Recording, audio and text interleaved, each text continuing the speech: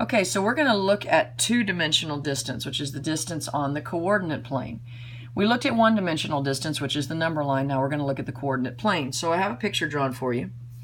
This is your distance formula. The distance equals the square root of the difference of the x-coordinates, there's that word again, difference, subtraction, squared, plus the difference of the y-coordinates, squared, and then the square root of that. So I'm going to find the distance using the distance formula, and then I'm going to show you another method we can use where the distance formula actually comes from. So let's find PQ first. So I want to find PQ. I'm going to use my distance formula.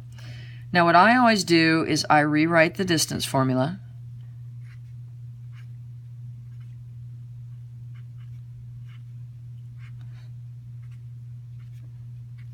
I write my formula and then I substitute around. And the reason I do that is so that I don't miss negatives and get negatives confused, because signs are a big part of the issue when people are using the distance formula. So let's look on our graph. The distance from P to Q. Okay, point P. My x-coordinate is -3, so that's going to be -3. And my x-coordinate for Q is 3. Now I've just made this x2 and this x1, or vice versa. So what that means is when I plug in my y-coordinates, I have to match the same order.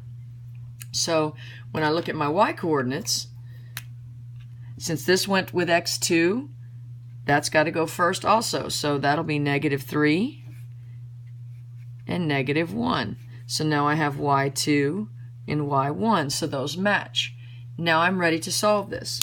So as I go through, the distance equals, I've got -3 minus 3.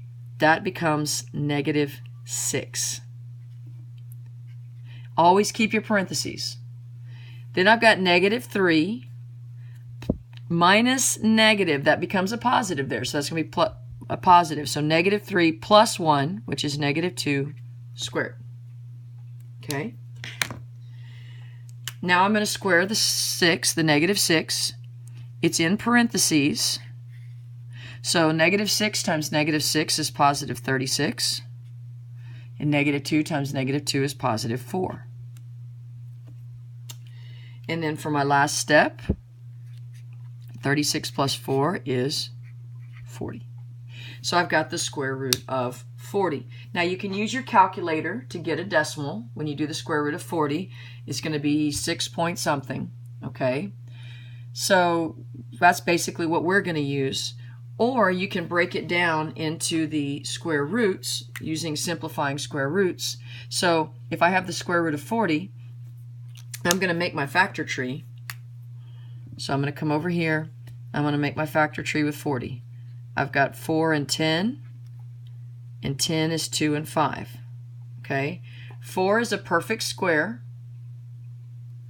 And if you want to, you can break it down into 2 and 2, but you look for prime numbers and perfect squares. So I can rewrite this as the square root of 4 times the square root of 2 times 5, which is 10. There are no pairs. So the square root of 4 is 2. And then I'm left with square root of 10 because that one doesn't have any perfect squares. And we're going to spend some more time on simplifying radicals at a later point. But that's just to kind of give you an idea of how to do it. So let's look at number 2 now. Number 2, we're going to find the distance from Q to R. So now I want to find this distance here. What's the length of that segment from Q to R? So once again, I'm going to start my distance formula. And I'm going to write the distance formula out.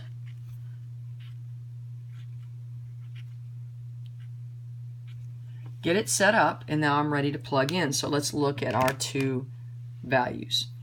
All right, we're going from Q to R. Q, let's say I use Q first. Q is 3, R is -1. So I have 3 and -1. Those are my two x-coordinates. Since I use the 3 first for the x's, I have to use the -1 first for the y's. So I've got -1 minus positive 4. And from here, I'm just going to complete the process like I did on the previous one. It's just math. Minus a negative right here becomes a positive, so 3 plus 1 is 4, so that's 4 squared. Negative 1 minus 4 gives you negative 5. Then I'm going to keep squaring, so 4 squared is 16. And negative 5 squared is 25. Notice when we square these, whether they're positive or negative, they become positive, because when you square it, it's a negative times a negative, which is a positive. So that, in turn, is going to give us the square root of 41. So we have to figure out now, let's do this factor tree. We're going to try to factor 41 and see if there's any way we can factor that out.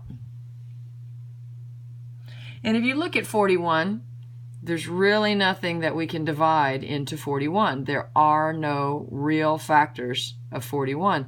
It's actually a prime number, which means it can't be broken down any further like this one could, where we have a perfect square in there.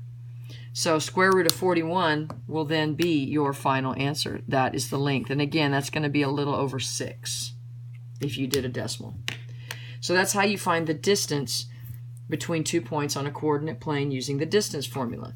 We are going to, in the next video, show you how to do it using the Pythagorean theorem.